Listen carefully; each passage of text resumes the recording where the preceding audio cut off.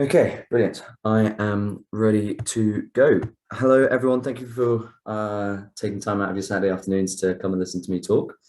Welcome to our, well, this is a weekly event, but welcome to this week's open day. We were going to be joined by Rohan, but sadly he's a bit tied up running one of our intensive courses today. So instead you're left with me. My name is Will. I was the head of the consulting team at UniAdmissions. I'm currently studying a master's in neuroscience, so but I'm still involved. I'm still helping out here and there, and I'm around today to speak with you all about today's topic, just Bmat and sort of Bmat scores generally. We'll talk a bit about what the Bmat is. Hopefully, anyone who is sitting it next week already knows that. But we'll have a look at a few example questions to maybe for those of you who haven't looked at it just yet, to give you a sense of what's involved. And yeah, mostly I'll be discussing sort of what kind of scores you want to be getting, and we'll be using Imperial as a sort of a case study to look at what kind of grades they accept at the Bmat and what kind of difference it makes. Okay. I believe next week there's going to be a bit of a discussion about, sort of a bit about the chronology of how an application works. Sort of obviously, you'll be setting the Bmat next week, but maybe a bit more about when you'll find out, what that means for interviews and things like that. I won't really spend too much time talking about that today, but stick around, come along next week, and you'll be able to find out more. Before I dive into it, I did want to say, please do ask questions. It may feel like I'm ignoring them when you ask them. You use the Q&A function. I will get back to them. So what I'll do at the end of the talk, I'll go through the questions that we've got and I'll answer them to the best of my ability. But so please do just drop them in to the Q&A when you think of them. It's highly likely that after I've rambled on for a while, you might forget what you wanted to ask, and then you don't ask it, you don't find out what you wanted to find out. And remember as well, if you've got a question, it's likely that other people will benefit from the answer to that question as well. People are often wondering the same things, people are often unsure about the same things. So it's not only going to help you, it's going to help everyone else with their application, with their Bmat in particular. But yes, I will get back to them. I am willfully ignoring you for the time being, but it's just to make things a bit easier in terms of running through everything. Okay, so Bmat score, hopefully you all know it's very, very important. Basically, this talk is cut into a few different segments. Talk about why they need the Bmat, what it's there for, how they use it. Talk about specifics of what, like I said, we're going to use Imperial as a case study. So talk about what kind of grades they've accepted in the past, how that's changed, if it has, and why that might have changed. And also, have a think about what that means for you and your application this year. We'll have some example questions. So, please do, I won't go through and solve each and every one, but it's just to give you a bit of a sense of what kind of things can be asked and what kind of things they're looking for. I will give answers, so you'll be able to play along at home, see how many you get right. Again, hopefully you're at the stage where you're getting everything right, or as close to everything as you can get. If you're not, then you've got a few days to really knuckle down and get this to work, because as you'll see, it's a very, very important test. I will talk a bit about what we do at UniAdmissions. I'm sure some of you know already, but some of you might not. Particularly for, well, it's tricky for the Bmat. I think it depends on where things are for you at the moment, but naturally, these last few days can be very, very crucial for those of you who perhaps are struggling a bit. But of course, given that it's a limited time, we're limited in terms of how much we could help you if you wanted to discuss that with us.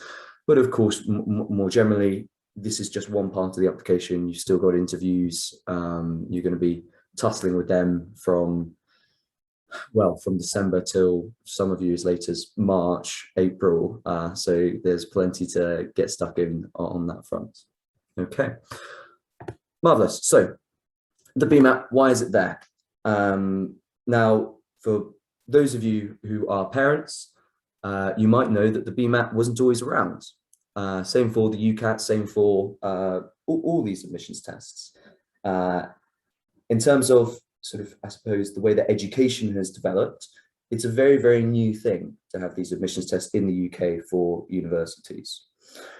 And the key reason, obviously this is from an article this year, so isn't why they started using admissions tests this year, but more and more students are applying, and they have been for a long time. What this means is it's difficult for universities to make good decisions about students. You know, universities, from a selfish perspective, they want to make sure they're taking on the right students. They don't want to be taking on students that can't do the course, aren't qualified, won't put in the effort. And now, you know, every year there are more and more applicants. Every year students are doing better academically. And this is where these admissions tests come in. Those of you who are keen-eyed will notice that they're being adopted more and more. So more universities and more subjects are starting to use admissions tests. And what happens is it trickles down from the most competitive courses. So it's the most competitive courses that start you doing them first in the most competitive universities. And then as time goes on, more and more courses use them. Naturally, I don't need to tell you, medicine is one of the most competitive courses. So these admissions tests are there to help universities work out who is a good student and who is not. Of course, they use the interviews as well. Of course, they look at grades, but it's obviously clear to the universities that those weren't enough on their own to be able to get through the huge number of students and still make good decisions.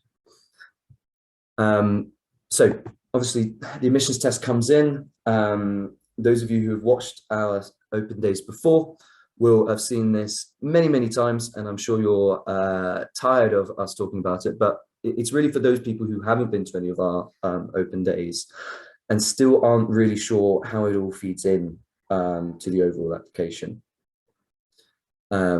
This pie chart is what we use to effectively sort of base our approach to the admissions process on.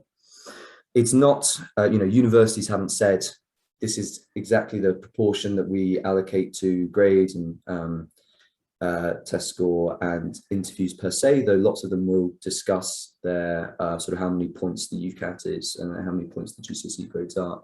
So this isn't necessarily purely sort of dictated from the universities themselves, but it's that information is combined with what we see in terms of who is getting offers, what we see in terms of the distribution of scores, and you know, the distribution of offer holders. So it's a combination not only of what the universities are saying, but also of what they're doing, I suppose, which is of course a very important measure to be looking at. So as you can see, 4 key components is how we break it down: exam grades in blue, admissions test in, I'd say, an orange, interview in a very similar grade to the background, so it's not particularly helpful, and yellow is what we've lazily termed everything else. What this incorporates is your personal statement, your sort of, you know, work experiences, your SAQ if you're applying to Cambridge, you know, these smaller things which don't contribute as much to the overall decision process. And this is, of course, the pie chart that we use. This is what we talk about every day. What should be interesting to those of you applying is to really see how important the test and the interviews are, that they are a huge part of that decision-making process. And that's not always been the case. They've become more and more important as time has gone on. And like I said earlier, as those exam grades become stronger and harder to differentiate between. Okay. On the next slide, though, we've got a bit of a adjustment to the pie chart, and this is in relation to if you basically effectively miss universities' cutoffs for Bmat. Okay, if you are below the grades that they are looking for, there's really very little that the other things that you've done can make up for it. You know, it is so important. Not all universities have sort of straight cutoff points where they will not accept anyone below. Some of them use, you know, a more integrated approach, but for those that do follow a cutoff approach, or at least follow it pretty closely, there's really very little you can do to make up for it. So it is very, very important. Please do take it very, very seriously. And, you know, for those of you who have taken it very seriously already, well done. You know, you'll get rewarded for that. And for those of you feeling a little less certain, please do spend the next few days really focusing on it. You know, I'm sure that we've got lots of aspiring, hardworking doctors or, you know, future doctors in the audience. You don't want the Bmat to be what gets in the way of that future. You want it to be what helps you achieve that. Okay. But so I've talked about what these scores are. Well, no, I haven't. I've talked about the scores, but I haven't talked about what these scores are. So for those of you scratching your heads wondering what that exactly looks like, now I'm going to talk about Imperial. So, you know, very brief run through of exactly what the Bmat is and which universities require it. Cambridge, Oxford, Imperial, Leeds, UCL. There's just like Brighton as well, but you know, not the majority of universities, but still a good handful. And we're going to be looking at Imperial today in particular. So this is, well, you know, it's pretty self-explanatory, but this is what we've seen over the last few years. Quite interestingly, you should notice that there's been a pretty significant drop last year from the previous years. Now, I've been telling you that students are getting stronger and more people are applying, so you'd sort of expect them, the cutoff to go up as time goes on. But interestingly, last year, so what we think has affected the cutoff is their capacity to interview. So Imperial can afford to interview a lot more people when they're not doing it in person, when they're doing it virtually. So what we saw was virtual interviews last year, and what we saw was more people being taken to the interview stage. So that's why we think there's been a bit of a relaxation of the sort of objective cutoff. But of course, it's important to remember that if you get 3.6, and also just to say, so these are three different numbers. Let's go at the top: 3.5, 3.5, and 2.5C correspond to section 1 of the Bmat for the first 3.5, section 2 of the Bmat for the second 3.5, and then section 3 for the 2.5C, which is an essay. The best you can get in the section 3 is 5A.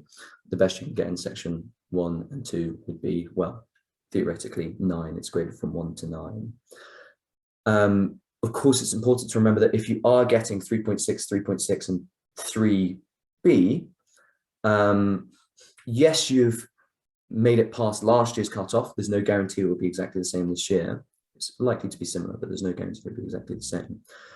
But of course, what you know is you're going to be right at the bottom of those pool of interview applicants. Okay. Sometimes people misunderstand this, and I see it as well for the minimum grade entry requirements. When you look at universities, you know, they ask for A-star AA or something as an example. That doesn't mean if you've got A-star AA, you're going to get in. It also doesn't mean that you're a strong candidate. It means that you're the weakest candidate from an A-level perspective that they will be interested in looking at. But there will, of course, be candidates stronger than you. And it's highly unlikely that there's anyone with a weaker A-level grades in the running for a place. Similarly with these Bmat grades, we want to, whilst it's important to be above the cutoff, we want to try and be as above the cutoff as possible to then make sure that not only do you get an interview, you also get a place. So here we've got a distribution of the Bmat section 1 scores.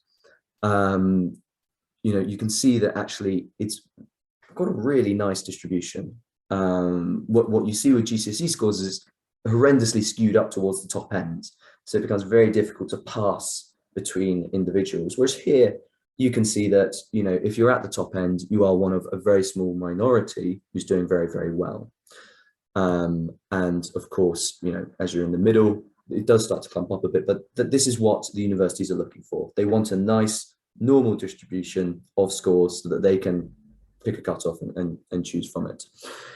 It's worth mentioning for those people right down at the bottom here, something must have gone seriously wrong in their exams, because of course it's a multiple choice test. So in order to be getting, you know, 3 or or, you know, you'd have to be doing worse than guessing. So naturally, you don't want to be one of those students.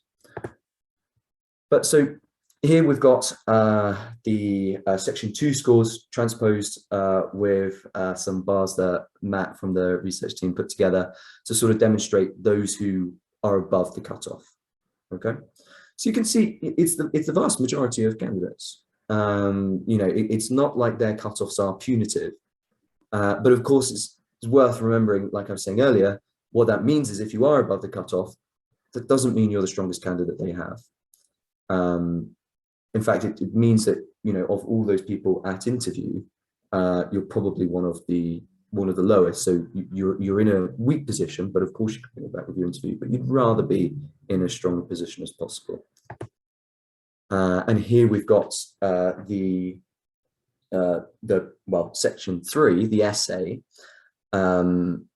Typically, you know, most students, you can see pretty much everyone is getting an A in terms of the quality of English. So that the alphabetical grade is basically, is this person making sense?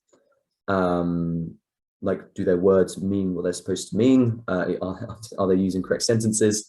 The numeric score is more the quality of what you're actually writing. Not only does it make sense, but are they making good points? Are they, you know, fleshing it out well? And again, you can see that the majority of students make it above this cutoff. Okay, so for those of you worried about cutoffs, hopefully this demonstrates that actually the cutoff isn't the problem. It's the other students also being very good at the test, which are the ones that are going to be getting in the way of your chances. And, you know, what you really want to be doing is aiming well and above the cutoffs that you can look at. Because, yeah, as you can see here, the actual average offer holder, so this is for UCL for the Bmat section 1, the average offer holder is scoring a lot higher than where we see these cutoffs coming up. So that should sort of tell you that actually, insofar as the cutoffs are helpful to, you know that you at least are being considered, they're not actually that helpful in terms of telling you whether or not you're going to get an offer. And looking at this past data in terms of where what students have scored previously, that's very important to look at. One key thing to remember as well is, so you can see that first blue bar is the average score. What you don't want to be looking at in terms of, you know, if you're doing past papers and you're on track for the average score, what you should see here is actually that's not really what you want to be aiming for. You want to be looking at firstly the university that you're applying to, and then you want to be looking at not only the average applicant score, but also the average offer holder score, which, as you can see, is a fair bit higher. UCL, broadly speaking, successful applicants have pretty strong Bmat grades. What I've seen is that it sort of goes Oxford and Cambridge, their applicants have the strongest Bmat grades, then UCL, then Imperial.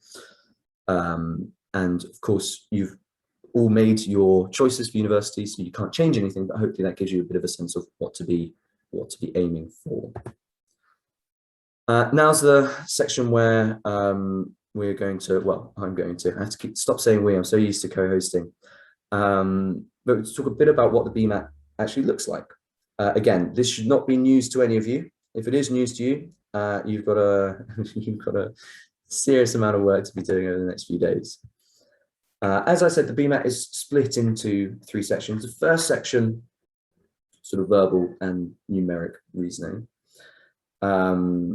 So in this example questions, you spend £5.60 in total on a sandwich, a packet of crisps and a watermelon.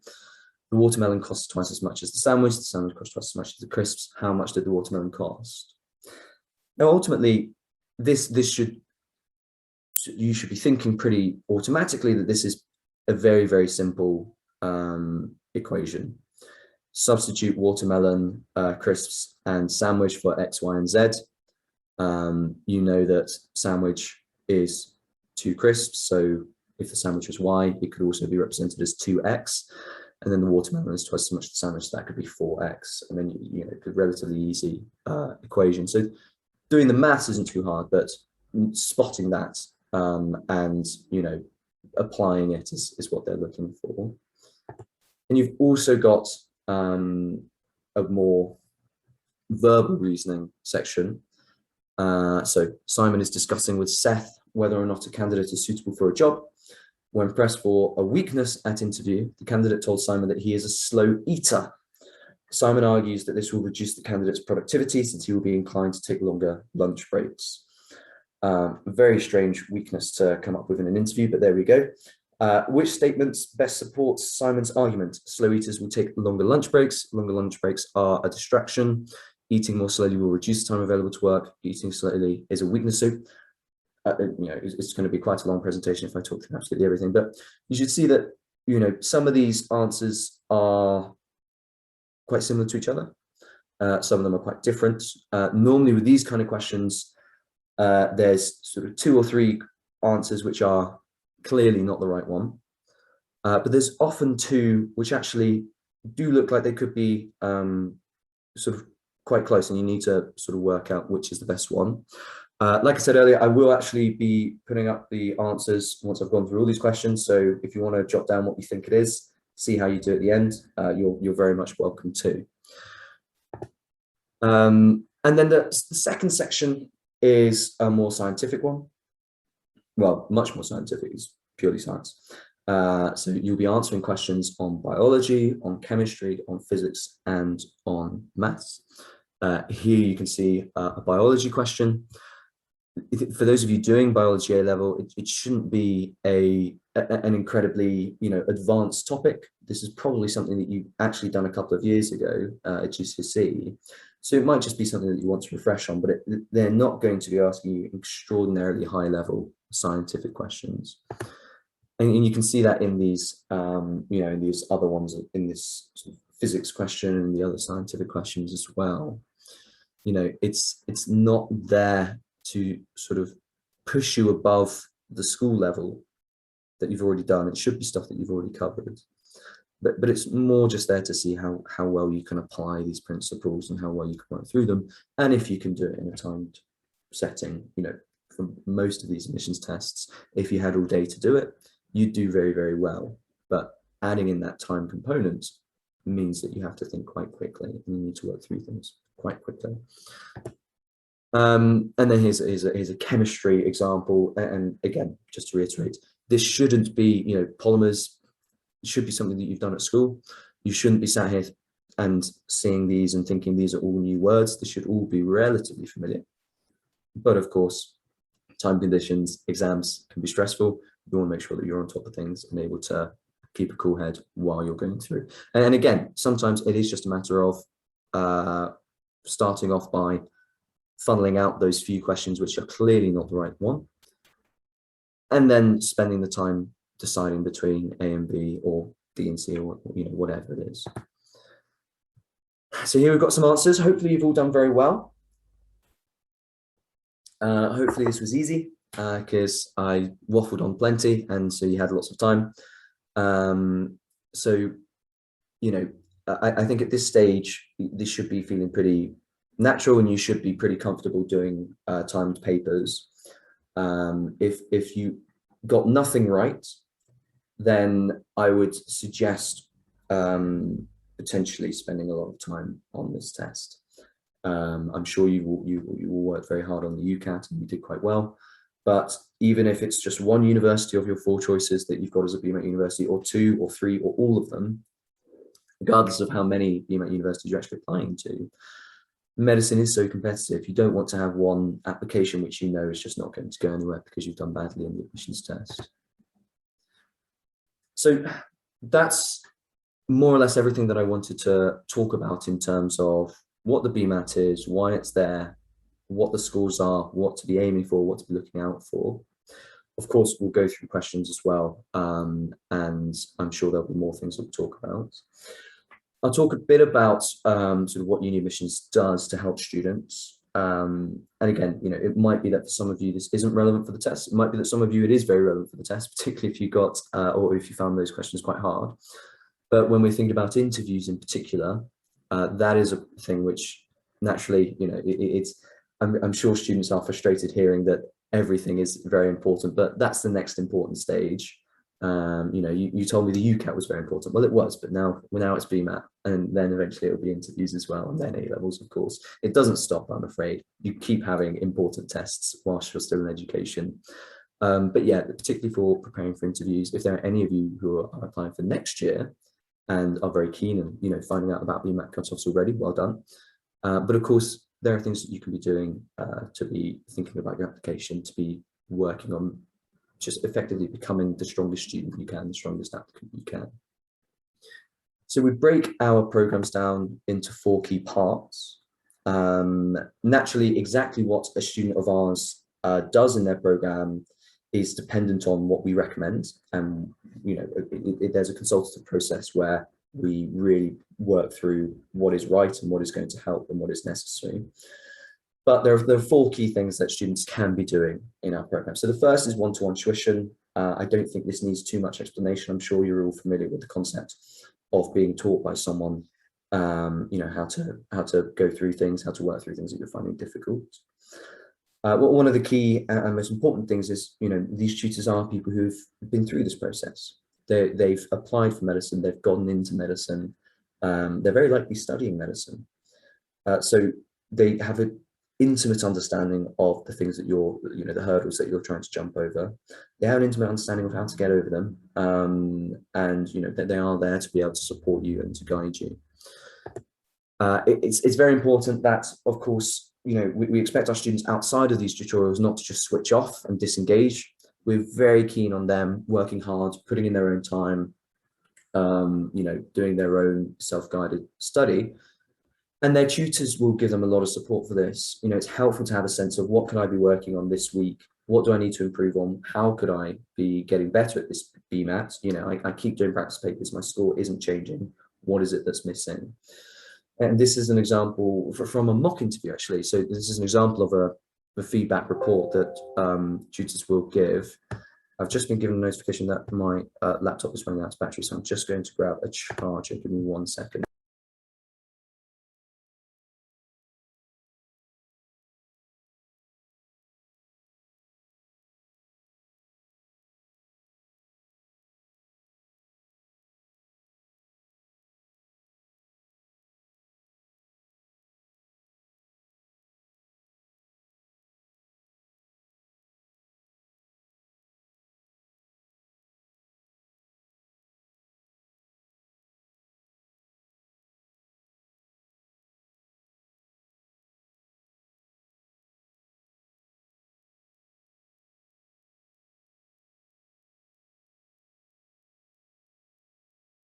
Okay, sorry about that. We're back. I'm just so used to it being plugged in all the time that I forget that these things run out of battery.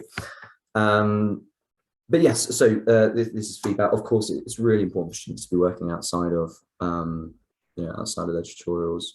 One of the key things that we're looking for in the students that we speak to is are we convinced they're going to work on this? Because, you know, when I've spoken to students, when I've spoken to parents, if I get the feeling that the student isn't actually that committed, then, you know, I'll have a question about whether or not they're really right for our support. And also whether, you know, particularly for something like medicine, you've got to be very invested. You've got to really want it because it's hard work. You know, and it doesn't stop being hard work once you're in. If anything, it gets harder. So if I sense that there's a bit of a hesitancy from a student to really throw themselves into this, then, you know, it's a question of, well, is medicine really the right thing for you? You know, I speak to so many students who are so committed and so driven when it's very clear that medicine is the right thing for them. And if you say to me, actually, I don't want to work outside of tutorials, I just go to tutorials and that's it, then that's a bit of a, you know, a red flag.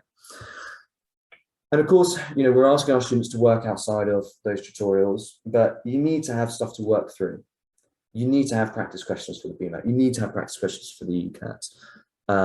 You know, there's a lot of things that you can learn, well, you know, content-wise to refresh from what you've covered at school. There's a lot of things you can learn in terms of how to approach the test and, you know, how to save time, how to work through questions, how to read questions effectively. But ultimately, nothing is going to substitute for just doing lots and lots of practice. You know, as with anything, the more you work, the better it is. And of course, we have to make sure that we've got plenty of stuff for our students we're working through because they work through them at a very high rate. They're very hardworking. This is actually a screenshot of our student portal. So you'll see there's quite a lot of stuff going on here, but this is effectively what our students use to be able to engage with their program. So you'll see, I'll just take you through a couple of these sections. The prep section is where we keep lots and lots of practice questions. The academy is pre-recorded videos of tutors working through tricky questions and sort of going through, for medics, there are some interview academy sessions as well. Libraries where all the textbooks are, that there's plenty of stuff for students to be working away on. And really it's helpful for students to have one spot where they can come and just find everything and interact with it all. Our enrichment seminars aren't particularly relevant to the Bmat. They're more there for the interviews and more there for the personal statement. Of course, personal statement is submitted by now, fingers crossed. But they're really there for the interviews. What we do is we have our students come every Sunday afternoon. They log on to an online seminar. We've got 5 subject streams, and one of them is the medicine one. And they'll be discussing relatively advanced topics, to do with medicine. And that could be sort of medicine as a practice. So there's a lot of ethical debates that end up happening, lots of discussions about sort of problems in healthcare and things like that, but also more technical discussions. So discussions about medical technologies, so often different sort of specialities as well. And, the idea of this is you're going to these each weekend and you're sort of immersing yourself in medical discussions. Not everyone has a family member who's a doctor who they can talk about these things with. Not everyone has, teachers at school who they can talk about these things with. And even if you do, you want to be able to do that as much as possible. Our seminars are given by medical students, so they're really the best people to be discussing these kind of things. And, we design them to kind of actually push you up to sort of the first year, second year kind of level of discussion and level of content. And then, of course, when you come to the interview, lots of people are very worried about the interview. It's sort of something which is very new, very stressful for them. But actually, it should feel pretty natural because actually you've had these discussions every week. You've been doing them every Sunday. You've been asking questions, you've been answering questions identical to what's going to come up. And so, it's not sensible to prepare for interviews by sort of just learning lots and lots of responses. The best way to do it is just to sort of throw yourself into that environment. Yes, some of these topics will be things you've never heard of before, but you can give it a go, you can see how you do. And if you struggle, then you can think, okay, that's something I'd like to know a bit more about before I have to talk about it again. And then finally, we run our intensive day courses. So like I said at the start, Rohan is currently running one of them. We run a series of booster courses over this weekend for the admissions test, for students to really wrap up their preparation, cross the T's, dot the I's, make sure that everything is, where they want it to be, and they're getting the scores that they're looking for the university that they're applying to. But we do this for every step of the application. So we have an intensive course for the UCAT, for the Bmat, for the interviews, for the personal statement. Obviously, this is quite medicine focused. I doubt anyone here isn't studying medicine, but for those that aren't, we do the same for other subjects and other admissions tests. But like I said, it's not, you don't want to be coming to these day courses and be learning new stuff. It's like you don't want to go into the test and find out something new about how it works. You want to come to these things pretty comfortable, and you want to just show to yourself, I can do this. I've put in the work. I've done practice interviews. I've done practice papers. I've worked hard. I've done lots of wider reading. This is something that I can do, because it's going to make going into the actual test, going into the actual interview, much nicer. It could be very stressful if it's something that you are not feeling confident on at all. And that's it. So those are the 4 key parts. And naturally, it's a lot of work that our students do, but there's a reason to it, right? I don't think anyone would want to do it if it made no difference to their chances of getting in. But actually what we find is that the students really do commit and they work very hard. Even those who come to us quite late, we can make a pretty significant difference to your chances of getting in. The earlier you start preparing for something like this, the better you will do. We've got pretty nice data running through the year of when students start their preparation and their chances of getting an offer, and also how much time they put into their preparation and their chance of getting an offer. Doesn't take genius to work out. The more time you put into this, the better you will do. But yeah, ultimately our students do very well. We're always very proud of them for the work they put in and for the results that they get. But it takes hard work. It's medicine, right? Medicine at some of the most competitive universities in the world. If it was easy, something would be wrong. And just to give you a bit of context for what those sort of success rates mean, this is data for Oxford. It's not specific to medicine, it's across all subjects, but this is data for Oxford. And basically they list all the schools that send applicants, and you can have a look at how well they're doing. And this is something which I always encourage students and parents to do. It's often very tricky to find this information out, but Oxford and Cambridge publish this data. Anyone can find it by Googling for it. So, that's something which is a pretty powerful thing to do, to have on your side. And you can see, if your school isn't doing particularly well, they haven't sent students, then you might want to have a chat with them about what they're actually going to be able to do to support you. Because if they haven't sent anyone to Oxford or Cambridge before, or to medicine, you're the first one going, it's likely that it would be quite tricky for them to sort of put together something which really helps you. Equally, if they've been sending lots of people have been applying, but not many people have been getting in, you might want to have a chat with them about, well, what is it that you're doing to help, and why isn't it working? And you can see, there's this huge range between these schools. Some of these are very, very expensive schools. And some of them don't do fantastically, but some of them do pretty well. And you want to compare this to the average that I showed in the last slide. About 20% of Oxbridge candidates get offers, and it's 18% really, but that's an aggregate of internationals and home students. If you just look at home students, it's more around the 23% mark.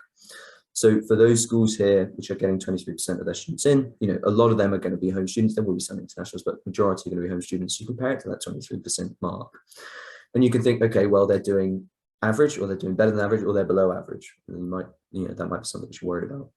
And so getting over 60% of our students in, that is pretty good. We're very happy with that. Obviously, we always want to do better, but naturally, this is this is the University of Oxford. You can't control everything. There are things which we'll see if we ever get to 100%. I'd be very surprised, but we'll see. A couple of things, like I said, for a lot of you, I'm sure actually you're just sort of knuckling down doing the Bmat. Some of you might be thinking about applying next year. Majority of you are probably applying this year. For those of you who are thinking of applying and thinking about, actually, I think I need a bit of help with this application, and that it's not wrong to need help with something, right? It's fine to seek help for something which is difficult. Some students can be a bit too proud to get over that, but if you are feeling like you could do with some help, first step is to speak with us. We don't take on a student until we've spoken with them. We won't do it. And then we'll work with you to work out actually where you need the help, and what we can do to best support you.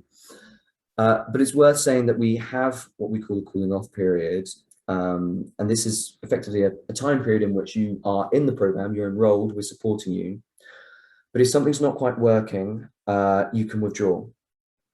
Now, I spent last year when I was head of consulting, training the team, making sure that all of our consultants really understood the application process and would really be able to assess a student. But occasionally, we have students who start and it's just not right for them.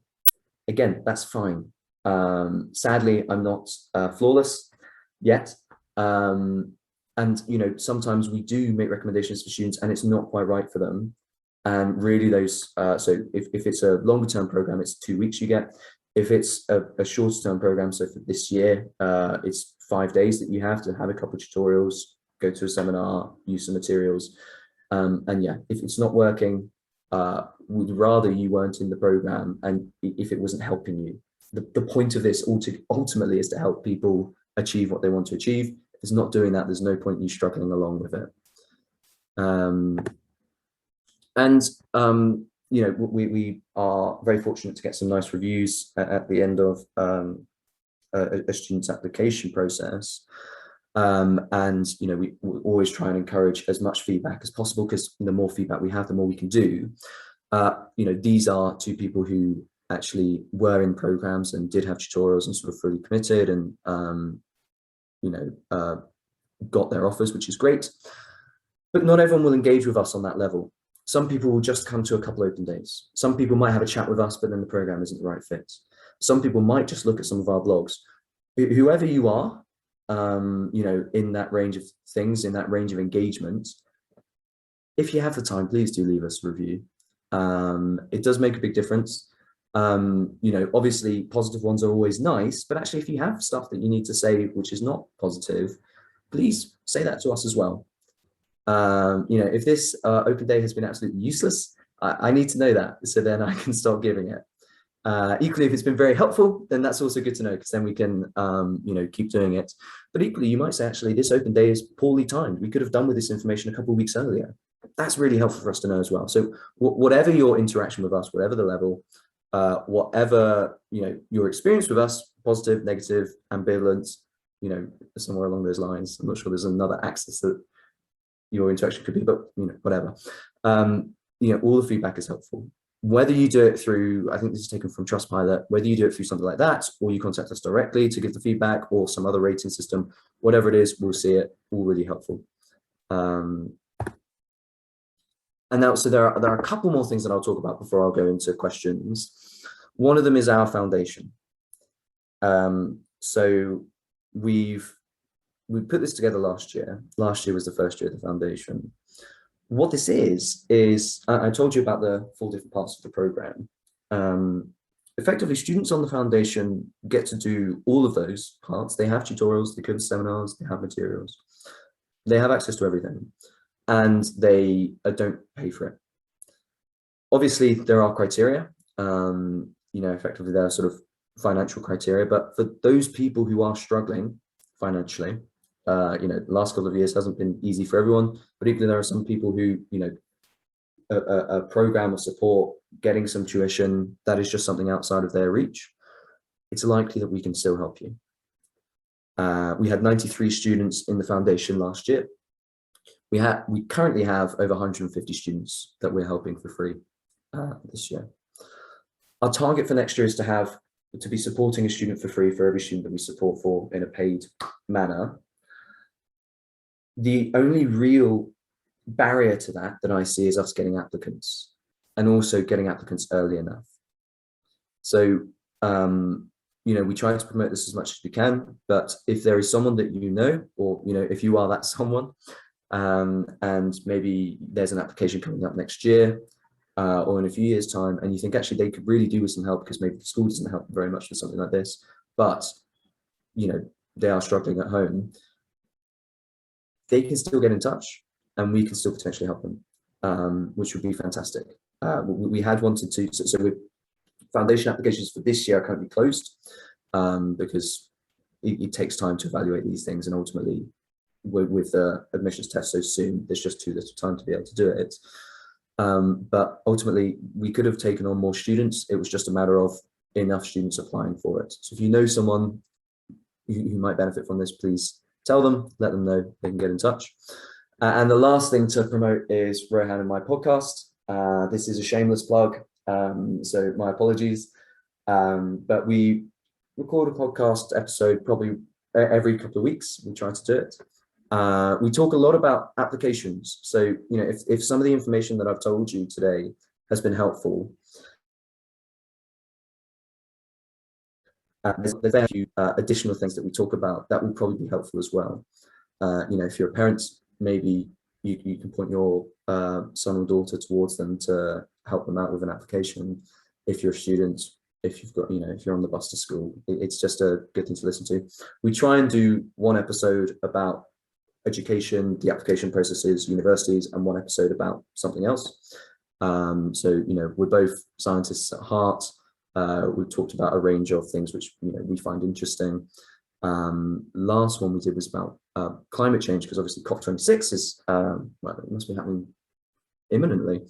And we'll probably do another one afterwards to sort of talk about our opinions. We try and disclaim as much as possible that in various topics we talk about, we are not experts, but you know, we're interested, we have a chat about it. So do listen to it. That's the last thing I'll say on that topic. This animation, let's say, that you can see is effectively just showing you how you can get in touch if you want to. So you can see that you can click on the sort of book a consultation. You can select the slot, and one of the team of consultants will give you a call and have a chat with you. It's best if, in order to get the most out of these consultations, it's often best if parent and student are there. Often I will like to ask parents a few questions about their son and daughter as well. So there's a big consultation with the students to really get a good understanding of them and their application and their academics and everything they've done so far. But it's also helpful to get a bit of a sense of, the student's work ethic from parents as well. So it's very helpful if you're both there. I understand that's not always possible, but that will make things, you'll be able to get more out of it. If you are applying for this year, obviously time is tight. It will also mean that things can be sped along because we can basically get everything on that first consultation that we need, make a recommendation, discuss it, make sure that you've got a good understanding of it. While that's running, I'm going to go through our questions. So we've got some already. So please do send more through as I'm going through them, but I'll try and answer them as much as I possibly can. The first question is, do GCSEs also carry a large amount of importance? If so, how much relative to the other factors? So for example, are GCSEs more important than the personal statement? This is a very good question. The answer is the GCSEs are pretty important. That's vague. I'll clarify what that means. If you remember from the pie chart, they made up that, I think it was a blue segment, which represented a quarter. Now, we estimate that so that was GCSEs and A levels. We estimate that the GCSEs and A levels make up about 25 to 33% of the decision. One thing to bear in mind is this is obviously it's one pie chart, and there's not just one university. There's not just one university acceptance rate or process. It's very good. So it's very relevant for Oxford and Cambridge. Varies a little bit from subject to subject. So more scientific subjects are going to care even less about the personal statement and more about the test, whereas humanities the other way around. But for individual medical schools, each one of them does it differently. Another vague thing is that it depends on the medical school you're applying to. If we're talking about Oxford and Cambridge, for Oxford, GCSEs are more important than for Cambridge, and they are much more important than the personal statement, definitely. When it comes to shortlisting for interviews, it's effectively just a decision of 50% what are his GCSE scores, 50% what are her admission test scores, okay? So when they're thinking about who to shortlist, basically just those two. When we're thinking about other medical schools, I'll give you a few examples.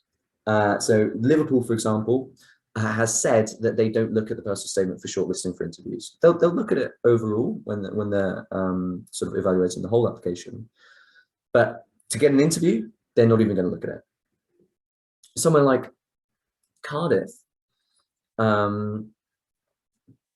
basically looks very heavily at GCSEs, not very much at the UCAT.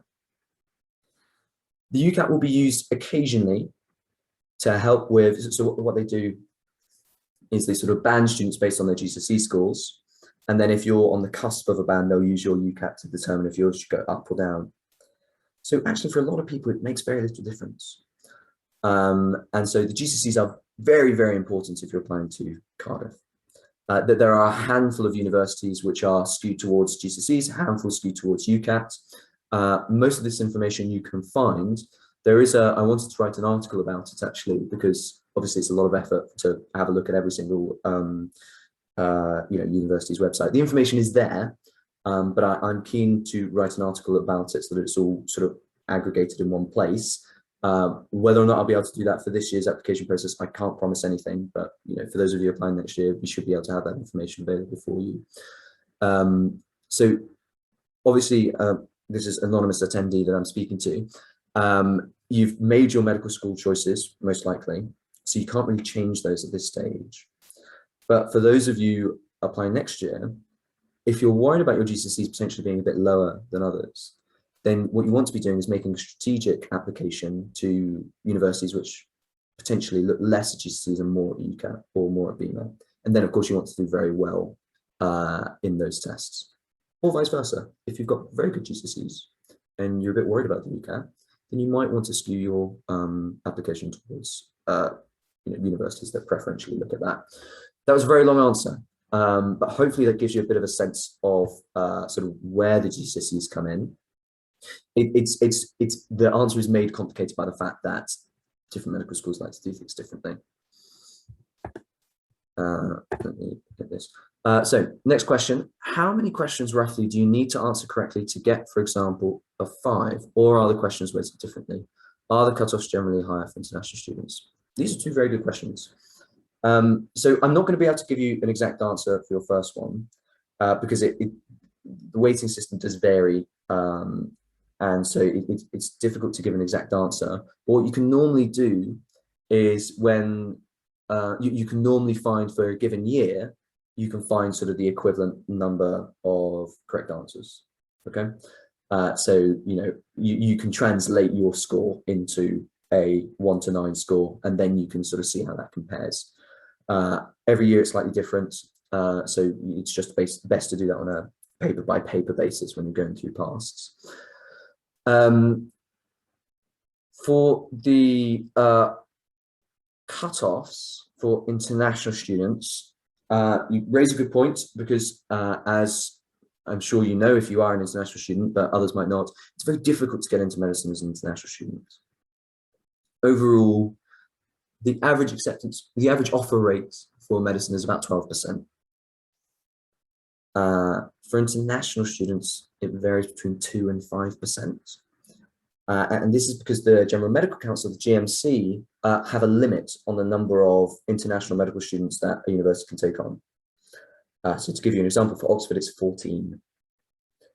And to make things worse, Europe now counts as international. So it's very competitive. Whilst they don't specify different cutoffs, if you remember, I was talking about how the cutoff isn't actually a really good indication of the school you need to be aiming for. The average BMAT scores are significantly higher for internationals because of that competition. It is tricky, it is hard, but the BMAT is an opportunity, really. If you recall that slide of the distribution of those scores, if you can get yourself in those top few bars, that is enormous. That means a lot for you and your application. So whilst it can be stressful because you have to do well, it's an opportunity to sort of demonstrate what you can do and sort of get your foot in the door. Naturally, you still have to do well at interview, but it is certainly you need to be aiming higher. Normally, international students, normally our home students, we say aim for 6 and higher. Be getting 6 and above. For internationals, I usually say 7 and above. It's tough. You've got a tougher job than the home students, but it is achievable if you work hard, put a lot of effort into it. Let's have a looky at the next question. Hi, what score should you be aiming for a strong chance of an offer at Cambridge? So that's lucky. Something we were just talking about. So it is combined with, obviously, it's important to remember that the BMAT isn't evaluated in isolation. So it will depend on your grades. So I can't say, blanket, if you get 6.5, you'll get a offer or you get an interview. But if you should be aiming, the easy answer is you should be aiming for as high a score as you can get. But realistically, if your grades are strong, if your overall application is strong, if you interview well, you've got a pretty good chance if you're getting above 6 in section 1 and 2. And then, ideally, sort of, you shouldn't be getting a BC or lower in the essay. You should be, sort of 4.5 ideally for the 4.5 for the essay.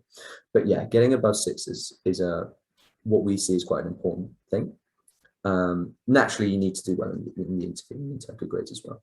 It's worth bearing in mind that Cambridge will very likely interview you. That they interview, so different medical schools interview different proportions of people. So UCL interviews about a third of their applicants.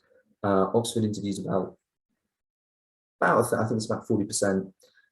Cambridge will interview 70 to 90% of their medics. They interview a lot of them. So you're probably going to get to interview. You have to do something drastically bad in the Bmat to not get to interview. But of course, then, you know, it's not like if you apply to Oxford and you get to interview, you know that actually a lot of the competition is out the way. You know, it's just a handful of you left. Whereas with Cambridge, actually, you're at interview, but so is everyone else. So you have progressed, but you've not actually really progressed that much. So you still want to make sure that you're getting a strong Bmat because they will still look back at that. Is physics a compulsory component in section 2, even for people who don't do it at A level? I'm afraid it is. You will still have to answer physics questions. It shouldn't be too, broadly speaking, it should be stuff that you covered at GCSE. So you should have done it at GCSE, but that will have been a little while ago. So it's likely that, you know, you've forgotten a few things. So my background is I studied psychology at Oxford. I'm currently doing a master's in neuroscience. I know that you can forget things pretty quickly. It's not your fault, it happens. It's definitely worth refreshing yourself and making sure that you go back through that content. If you have done at A level, obviously you're refreshing it more regularly, but still, you know, it might be that you haven't actually touched that content for a while. So yes, I'm afraid you will have to answer physics questions. It's often, the most common A-level selection of medics is maths, biology, chemistry.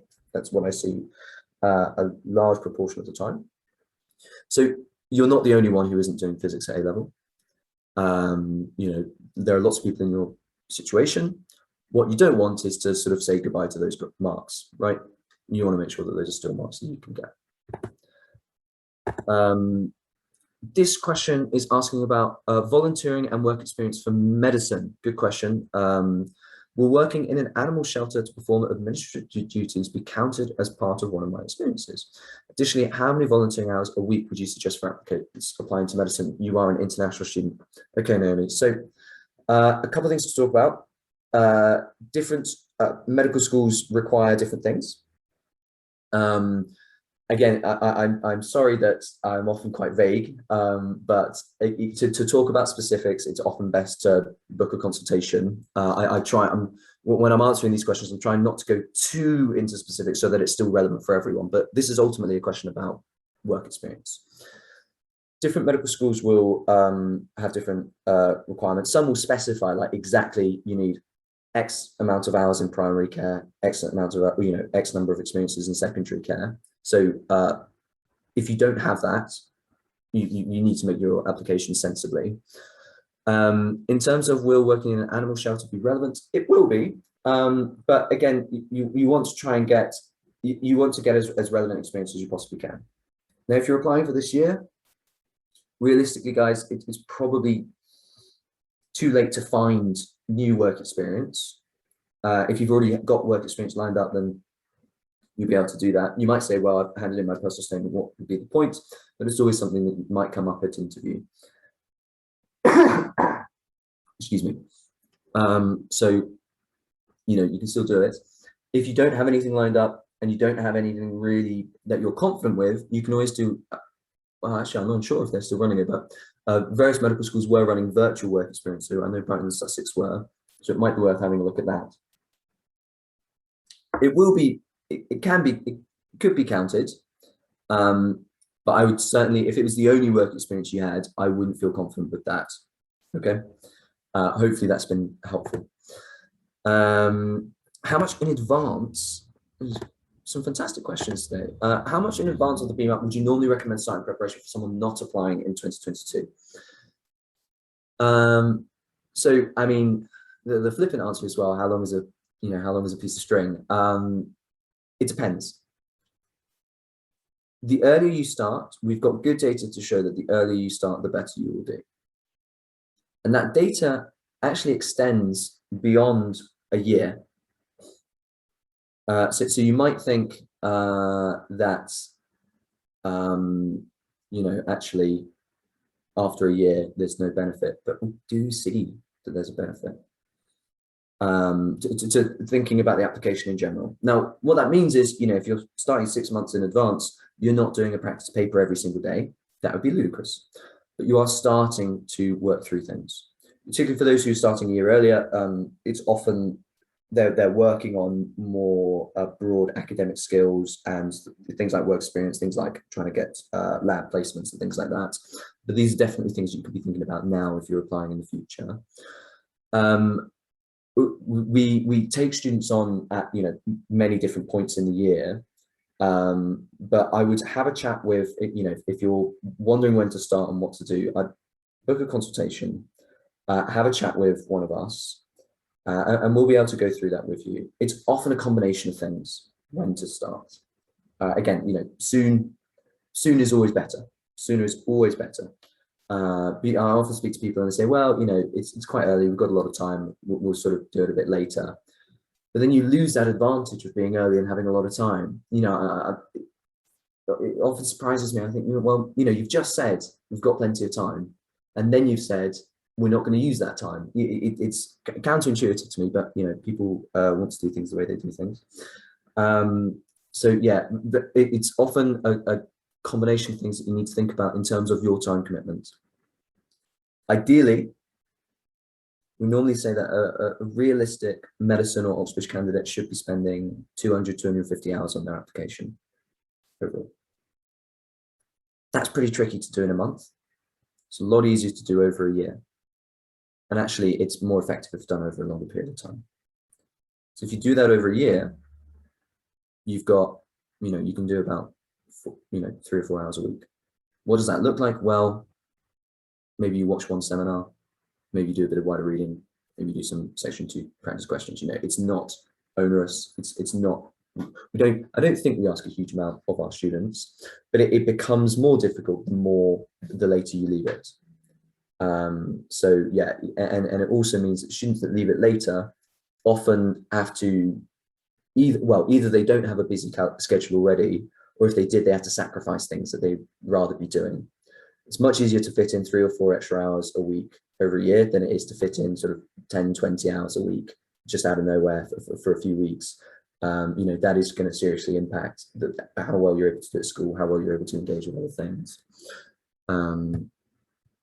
Do we have stats of international students that used UA that were successful for medicine at Oxbridge? So not off the top of my head, because what we normally do is basically in January, we sort of call everyone up and say, how did it go? I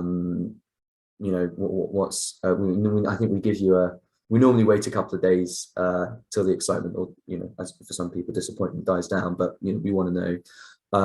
So I don't know off the top of my head that passed for internationals. Bearing in mind there are only 14 places each year, obviously, we're very happy when we get internationals into Oxford or Cambridge. So Cambridge is 21 places. Normally, our students account for some of those, but of course, it's such a reduced pool of success at that rate.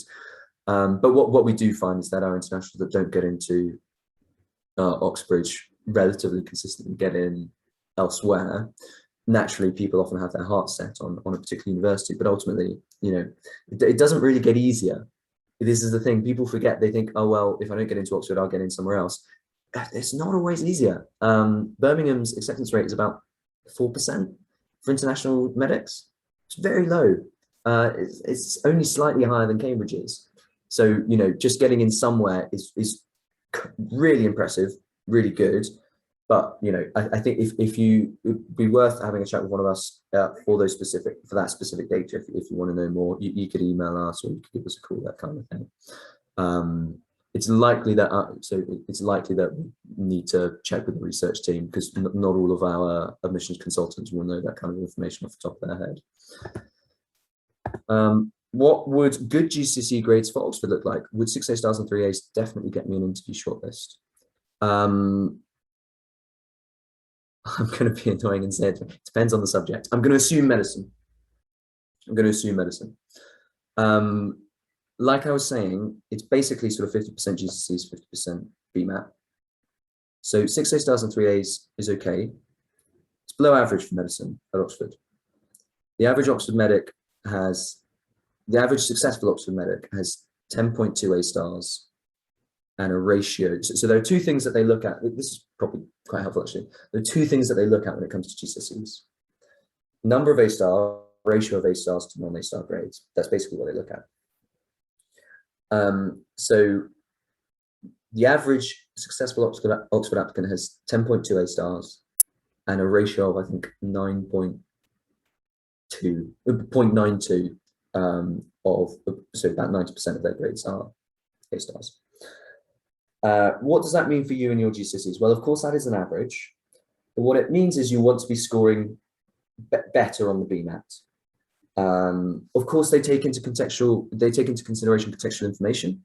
So actually, if you've got 8 A stars and 2 A's, but that was sort of the lowest GCSE score at your school, you're going to look worse than someone who's got 6 A stars and 4 A's, but that was the best score at their school. So they will take that information into account.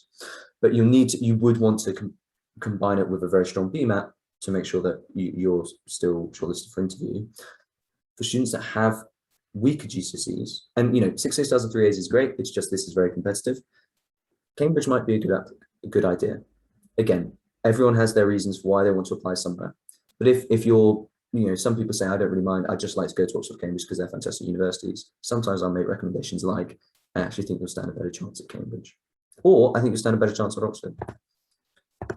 What unis look at GCSEs mostly? You are testing my medium to long-term memory, because I haven't looked, when I was doing my research for this, it was admittedly a couple of months ago. Cardiff is my go-to example. I believe Plymouth as well. There's about 5 or 6 which are pretty good go-tos for if you have low GCSEs. Cardiff and Plymouth definitely are 2 of them. I think Nottingham was one. This isn't reliable. I'm not trusting my memory. It is. You can find this information out by Googling. I will try and see if we can make that article as soon as possible, because it is helpful. So sorry about that. But Cardiff and Plymouth, those ones are better if you've got lower. Basically, it's the have you got a low UCAT or have you got low GCSEs, and those are good ones to go for if you've got low UCAT. Sorry. In regards to GCSEs, okay, lots of questions about GCSEs. It's fair enough. Is the school you attended taken into account? For example, yeah, I happen to talk about that. Absolutely, it is taken into account. To what degree the difference makes, very difficult to say, because Oxford and Cambridge they're very well, they don't tell you. They don't really publish their process for that. So we can't say, but you can know, at least that if you've got the same GCSE score as someone who went to a school where everyone did much better in GCSEs, at least you will be a stronger candidate than them. But it's difficult to sort of say, well, I've got 6 A stars, but he's got 8 A stars, but they went to a better school. So that's harder to define. When do UCAT medicine schools start to offer interviews, given they have all the results in already? Good question. Medical schools give interviews on a rolling basis. Sorry, I just pause there for a moment. So what they do is they can't interview everyone at the same time. What they normally do is have a couple-month period whereby they sort of interview in batches. The earliest people will get interviews is normally early December. The latest is normally March, April. April's very late. And what happens is, and different medical schools will have different periods within that. So some medical schools might do all their interviews from January to February, and that'll be the slot that they do it in. Or some might do it for over a longer slot, December to March, that kind of thing. So you should expect to start hearing things December, January time. Some students get worried if they haven't heard anything by December, January time. That's not necessarily a bad thing. It could just be that, it could just be that the medical schools and the batch that you're in, just by chance, have ended up near the latter end. Doesn't mean anything per se about the strength of your application or the chances of you getting an interview. it's just probability. You know, with all the thousands of applicants, there's a high probability that someone might get all their interviews in February. It's just how it happens. So if you don't hear anything, try not to panic. I know that doesn't help. You know, telling someone not to panic when they're worried never helps. But try not to be too worried about it. Try to, you know, you just have to plow on preparing for your interview. Even though you haven't got an interview yet, you just need to carry on preparing, getting yourself ready and making sure that you're ready once that comes in. What you don't want to do is sort of wait and wait and wait and wait, get an interview, and then suddenly be like, oh gosh, I've got a lot to do now.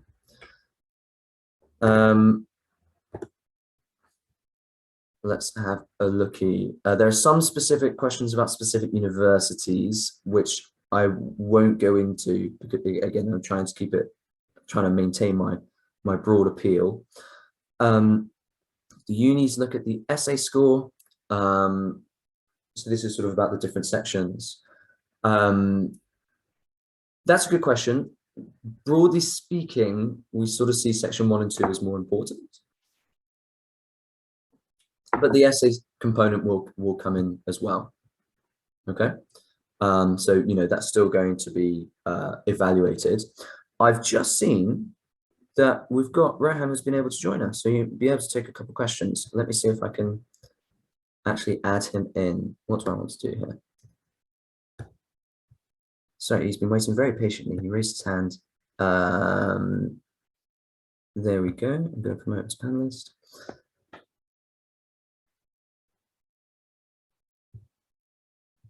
Rohan?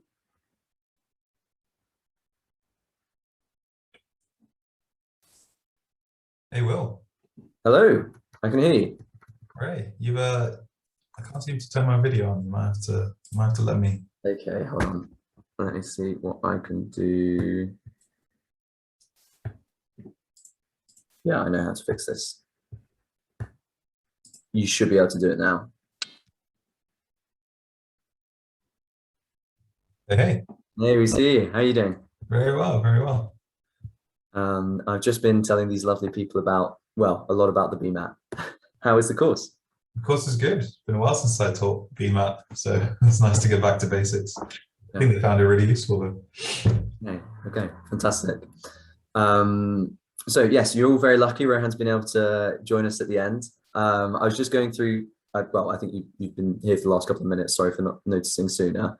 But I'm just going through some of the questions, and you know, I thought you're often a good person to ask some of these questions too. Do you want to have a look through and see if there's any that take your fancy? Yeah, I'd love to, but I can't actually see them because I think I've joined late. So you might have to just ask them to me. Okay, we can do that.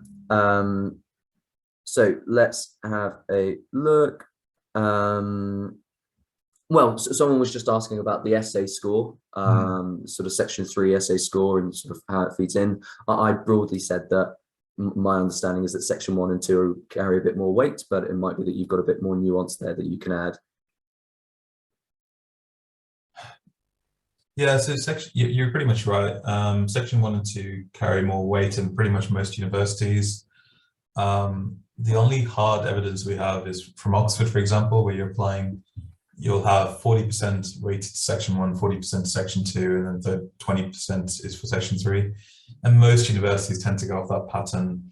Some universities, like UCL Imperial, say you need a certain cutoff in sections 1 and 2 and 3. So you need to get, for example, at least a 3A in order to get us to guarantee you an interview. But yeah, broadly, it's pretty much section 1 and 2 are weighted much more strongly than the third section. Yeah, okay. Let's have a looky. So someone's asked, would all 8s and 9s at GCSE be favourable for Oxbridge? My 8s were French and English, and my sciences were 9s. So 8s and 9s are sort of seen as the same when it comes to shortlisting for interviews, at least. And also, I think it doesn't really matter particularly what those 8s and 9s is. Some medical schools will have, well, most medical schools will have sort of English and maths and some scientific minimum things that they look at for GCSEs, but broadly speaking, 9/9s is 9/9s, you know, even though some of them might be in music and geography, that kind of thing. I've got a question about gap year applicants for you, Rohan. So gap year applicants who have already achieved the necessary grades, are they more competitive than applicants who only have predicted grades? Assuming your grades are 3A stars, yes. You will have a distinct advantage compared to people who are applying as provisional. But if you've actually got subpar grades, like for example, if you've only got, I mean, with no disrespect, if you've only got 3As, which is considered good in most universities, if you've only got 3As, then you're actually at a relative disadvantage. Because if you're predicted 3As, you can at least say that you'll end up with 1A star and 2As, whereas once you've achieved them, there's very little room to maneuver in. Yeah, I suppose there are some universities that will look at resits, but it does limit your options at that point.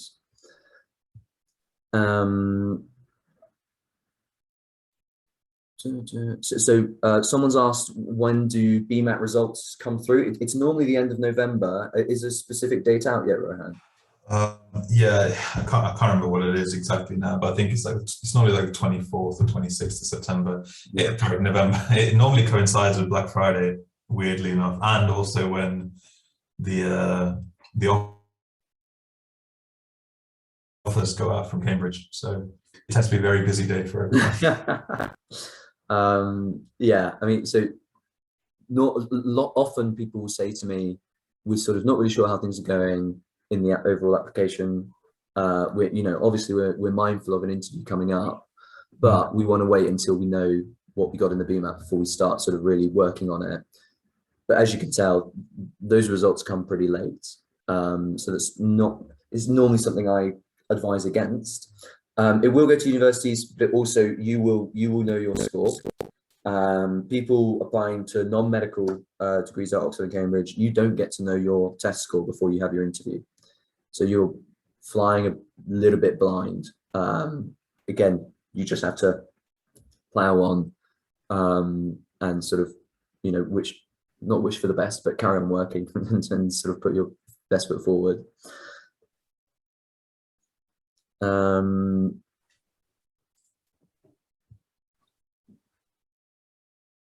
So someone has got one here on I retook English, went from a 6 to 8. Is that? Oh, sorry, Will. No, you go ahead. I just got one here, anonymous attendee. I retook English, went from a 6 to 8. Does this negatively impact my UCAS application? Generally, no, we shouldn't do. Again, without knowing more context, it's difficult to say, but generally, no, it shouldn't. Apparently, the Bmat will be harder this year, so it's been a similar level of difficulty in previous years. The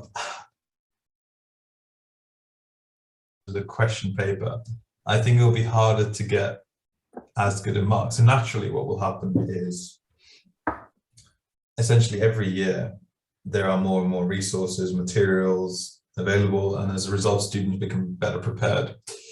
And in order for a 5 to still mean a score of 5 still to mean what it used to a decade ago, the papers and the questions naturally have to increase in difficulty. But that doesn't mean it'd be a significant change in difficulty. It'll just mean a 5% lift, all that it often takes to kind of help normalize the distribution curve. So that's a very long-winded way of saying, from your perspective as a candidate, it shouldn't be noticeably harder. From a population basis, yes, it will be harder.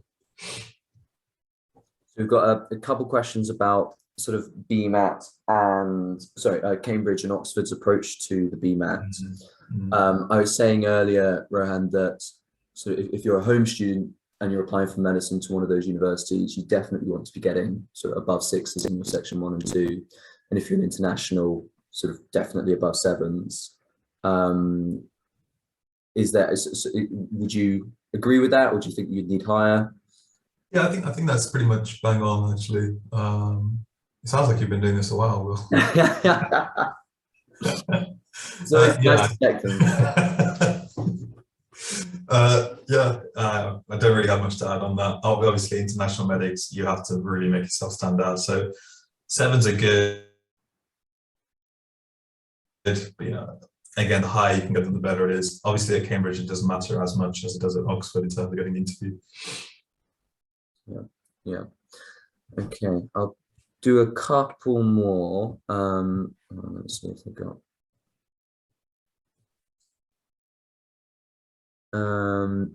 Someone has said that someone said it is the 26th of November for the Bmat result.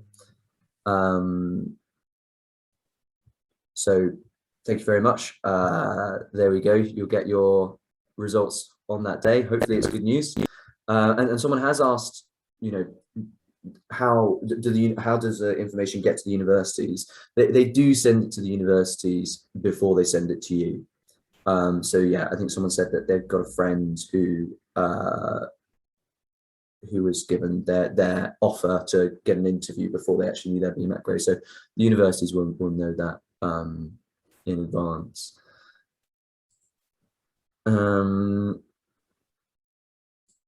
And someone is doing it a year early. Well done. This is, you know, a good way to sort of get some practice. Hopefully it's been going well.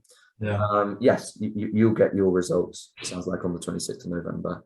This is Anonymous. fantastic. We always say to people, I know. I was just about to say, anonymous attendee. I wish you weren't anonymous so I could congratulate you in public, because yeah, this is my little crusade, and yeah, it's one of the kind of secret tips, I suppose, but you know, just obvious to me, but really not obvious to most people. Is yeah, take both. You can be a year early. They're one of our students. Big psychological advantage. So yeah, well done. You in terms of your answer to your question, your results obviously won't get sent to universities because you're not applying, but you will be able to access them from the 26th of November through your exam center. Rohan, did you see they're one of our students? Okay, there you go. Right, something we're saying is sinking in. Okay, brilliant. Are there any other questions that you like the look of, or let me see? I know you can't see all of them. Yeah. Do unis get the BMAT score before students? Yes, so universities will get your scores roughly 1 week before, and then you'll get them released publicly to you. So that's why they can often invite people, even if you don't know your score. The universities will. So Ram, we were talking earlier, or I was talking earlier about how they will take into context sort of your sort of school environment when looking at your GCSEs and your A levels. But someone asked, you know, how do they actually get that information? Do you need to be saying on your personal statement that, you know, your GCSE scores were the best in your school, or how do they find that out? Well, it depends on the medical school rule. So some medical schools will send you an extra form. So for example, Cambridge, there's an extra SAQ where you fill this in. Other times they will directly have this information either from the UCAS form, or sometimes it'll be asked in the school reference, or sometimes they'll just make an educated guess using a postcode based algorithm. Okay. There is a question about someone who's an international. It wouldn't be fair, right? Like if only 3 or 4 people said, "Hey, my GCSEs went good," it wouldn't be fair if only half of them were awarded contextual points and the other half in the same school went. Yeah, that makes sense. We've got a question from Vidya about their application in terms of having their results earlier than UK students. It's a bit of a specific one, so I'm going to say book a consultation to go through that a bit in more detail. But it sounds like you're doing everything right. You know, I think that you just have to sort of carry on going through the process, see how the test goes, see what your grade is, that kind of thing.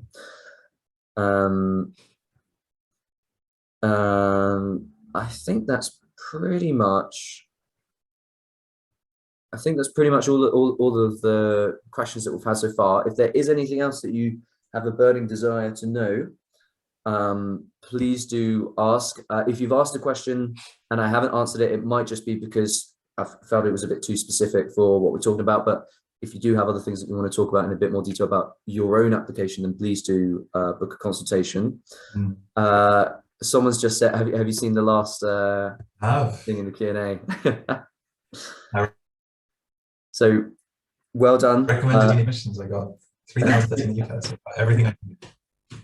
So yeah, anonymous attendee has not only sat the Bmat a year early, but is also doing very well in the UCAT as well with a score over 3,000. well done. Anonymous attendee, you should have applied this year. That's a good score. It could be that you're two different. I suppose it could be that you're two different people, but if you are the same person, you're doing very well. Yeah. Okay, fantastic. I think that's all the questions that I wanted to answer. Have you got anything else you wanted to add for these lovely people before we wish them a good weekend? No, I think, look, I appreciate some of you probably, well, a lot of you have your BMAT coming up. I think just trust in the system that you will get the grade that you deserve. So if you've been putting in the hours, like just let that show through. Just last minute advice, do every paper you can. Ideally try and get every paper done at least twice before the test. If not, at least try and do the last 4 years worth twice under time conditions. Make sure you know your basic forces of motion equations, electricity equations, know all your equations for physics, understand what things like, be comfortable working with algebra, standard form indices. It's those kind of things that really make you stand out. It's not actually the content at this point, it's just time pressure and how you deal with it. So don't stay up till 3 a.m. trying to learn something. It's not going to do you any good for the BMAT. If you're kind of equally weak in sections 1 and 2, focus on section 2. Students very rarely improve in 3 days in section 1, but actually you can be decent, see decent improvement in section 2. If you've been neglecting section 3, like most students tend to, try and practice at least writing a few essays. So it's just really sensible stuff, you know, like we're not saying like go and find yourself in Tibet or something. I think it's just really, just keep it all really calm and just. Yeah. Okay, fantastic. So someone has asked, will they get a recording? I think that will be emailed to you in the next couple of days, so you can watch it. But otherwise, I think that's it from me. Thank you very much, everyone, for coming along. Hopefully this has been helpful and you've learned something interesting for your application. Best of luck with the test. You know, like Rehan said, there are things that you can still be doing, but don't sort of kill yourself trying to do that. Be sensible, work smartly, and you know, hopefully you'll do very well. It's Thursday, isn't it? Is it Wednesday? I think it's Wednesday. Wednesday. Wow, very soon. Okay. Best of luck to everyone. Thank you for coming. Yeah. All right. Cheers, Will. No problem. All right. Have a lovely weekend, everyone. Bye-bye.